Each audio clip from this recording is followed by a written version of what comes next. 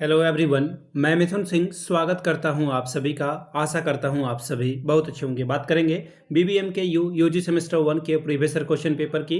Paper आपका होगा Hindi MDC 1 का 2025-29 का ये क्वेश्चन पेपर है। आगे बढ़े उससे पहले मैं आपको बता दूं, पिछले 5 साल के जितने भी प्रीवियस ईयर क्वेश्चन पेपर हैं, सारे क्वेश्चन पेपर की पीडीएफ आपको 69 रुपीज़ में अवेलेबल करा दी जाएगी, ताकि आप अपनी तैयारी ठीक ढंग से कर पाएँ। दूसरी बात, 199 रुपये में आपको सजेशन प्रोवाइड कर दिया जाएगा। अब ये सजेशन क्या होता है? सजेशन यानी कि वेरी वेरी इंपॉर्टेंट क्वेश्चन, ऐसे सवाल जो एग्जाम में बार बार पूछे जाते हैं, आंसर के साथ आपको प्रोवाइड कर दिया जाता है, ताकि आप अच्छे से अपनी तैयारी कर पाएँ।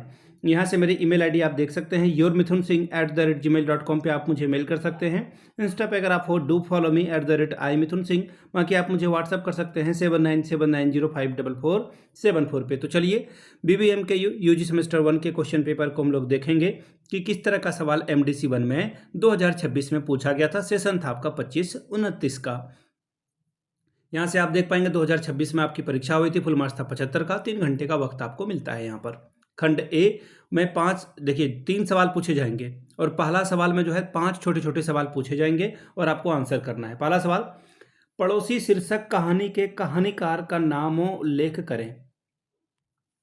पड़ोसी शीर्षक के कवि जो कहानी है, उसके कहानीकार का नाम आपको बताना है। तो देखिए, इसके जो राइटर हैं उनका नाम है राधा कृष्ण। राधा कृष्ण। चलिए अगले सवाल की ओर हम लोग बढ़ेंगे। हिंदी भाषा का विकास किस भाषा से हुआ है?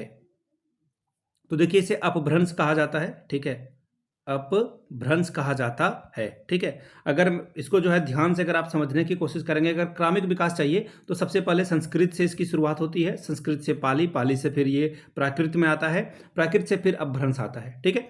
चलिए अगला सवाल देखिए क्या बोला गया है। चित्रलेखा उपन्यास के उपन्यासकार कौन हैं? चित्रलेखा, सीधी सीधी बात है, इसके जो राइटर हैं इनका नाम है भगवती चरण वर्मा। इनका नाम क्या है? भगवती चरण वर्मा, ठीक है। इसका आंसर हो जाएगा ऑप्शन तो है नहीं आपका, मैंने डायरेक्ट बता दिया। अगला है, ईदगाह शीर्षक कहानी के कहानीकार कौन हैं? वही अब्दुल जो चिमटा लेकर के आया था। ईदगाह कहानी है, और ये जो है उर्दू में लिखी गई थी, किसके द्वारा? मुंशी प्रेमचंद के द्वारा जो है ये लिखी गई थी। और प्रेमचंद बहुत गरीब जो है थे, और इनका जो फेवरेट कोट है मेरा वो है, इन्होंने एक बात कही थी कि मैं मजदूर हूँ, जिस दिन मैं काम ना करूँ या फिर कहानी ना लिखूँ, मुझे खाने का कोई हक नहीं है। जब भी मैं आलस करता हूँ तो वो पंक्तियाँ याद आती है और फिर बेहतरीन तरीके से हिट करती है मुझे। अगला सवाल, हामिद किस कहानी का पात्र है?